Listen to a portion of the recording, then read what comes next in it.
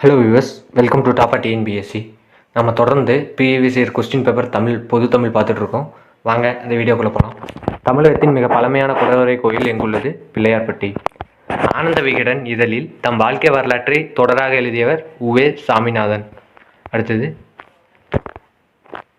நல்ல பாம்பின் நஞ்சு மூலம் தயாரிக்கப்படும் வலிநீக்கி மருந்து எது? கோப்ராக்சின். சண்பக பாண்டியன் என்னும் பெயர் பெற்ற பாண்டிய மன்னன் சூடாமணி பாண்டியன். அடுத்தது, மேவும் மென்மை மூக்கு உரம் பெறும் வன்மை. இத்தொடரில் உரம் என்பதன் பொருள் மார்பு. தலையா வெப்பம் தலைக்கவும் என்னும் தொடரில் தலை என்பதன் பொருள் வினைச்சொல். பொருள் கேட்கிற இலக்கண குறிப்பு. தலையா வெப்பமும் தலைக்கும் என்னும் தொடரில் தலை என்பது வினைச்சொல். தமிழகத்தின் வேர்ட்ஸ்வொர்த் என்று அழைக்கப்படுவர் வாணிதாசன். சம்புவின் கனி என அழைக்கப்படுவது நாவல் பழம் தான் சொல்லுவாங்க. அடுத்தது, சந்திரன் சுவர்க்கி என்ற வள்ளலால் ஆதரிக்கப்பட்ட புலவர் புகழேந்தி புலவர். சந்திரன் சுவர்க்கி என்ற வள்ளலால் ஆதரிக்கப்பட்ட புலவர் புகழேந்தி புலவர். திருக்குறளில் முதலில் பதிப்பித்து வெளியிட்டவர் ஞானப்பிரகாசன், 1812ஆம் ஆண்டு. கடம் என்னும் சொல்லின் பொருள் உடம்பு. அகத்துறுப்பு என்பது மனத்தின் உறுப்பு அன்பு. தமிழ் பிறமொழி துணையின்றி தனித்து இயங்குவது மட்டுமின்றி தலைத்தோங்கவும் செய்யும் என்று கூறிய அறிஞர் கால்டுவெல். தமிழக அரசின் பரிசு பெற்ற முடியரசனின் காவியம் எது? பூங்கொடி. நற்கலை என்று அழைக்கப்படும் கலை அழகு கலை. கால்டுவெல் தமிழகத்தில் வாழ்ந்த இடம் இடையன்குடி.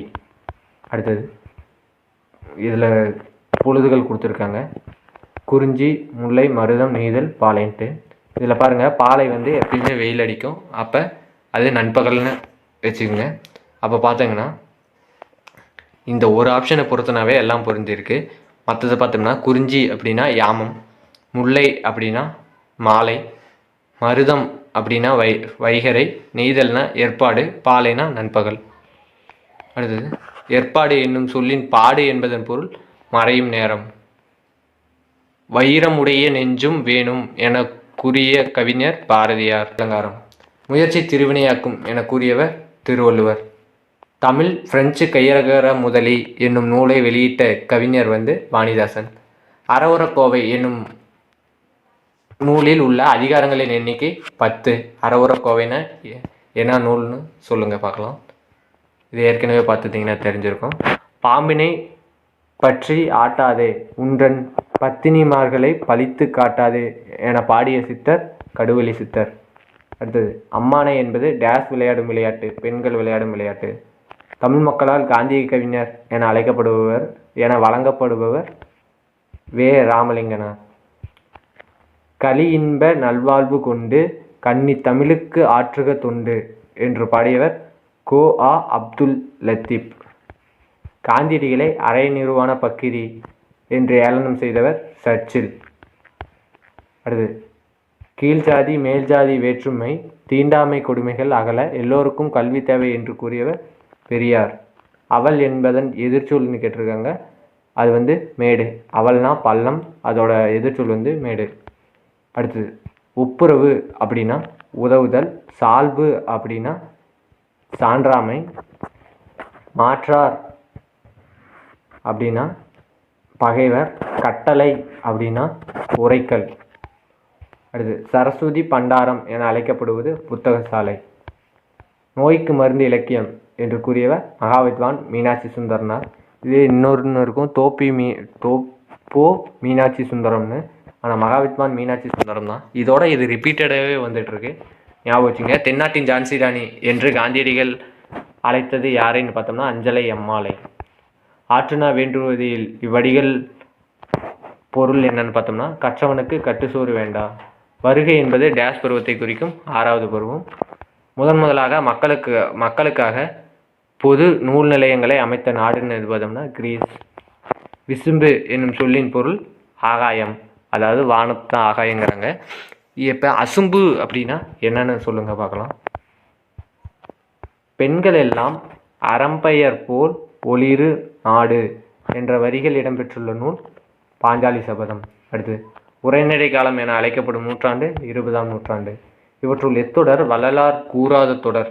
கோநோக்கி வாழும் குடிபோ நிற்காதே. இது வள்ளலார் கூறாத தொடர். கூறிய தொடர் என்னன்னு பார்த்தோம்னா, குருவை வணங்க கூசி நிற்காதே, நல்லோர் மனதை நடுங்கச் செய்யாதே, பசித்தோர் முகத்தை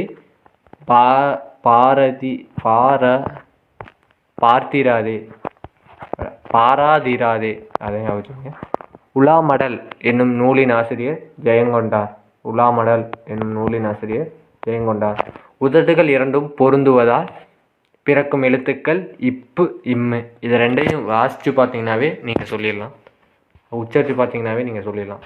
உவேசா அவர்களின் தமிழ் பணியை பாராட்டிய வெளிநாட்டு அறிஞர் யாருன்னு பார்த்தோம்னா ஜியோபோப் சூலியல் வின்சோன். கண்ணன் என்பது டேஸ் பகுபதமாகும், சினைப்பெயர் பகுபதமாகும்.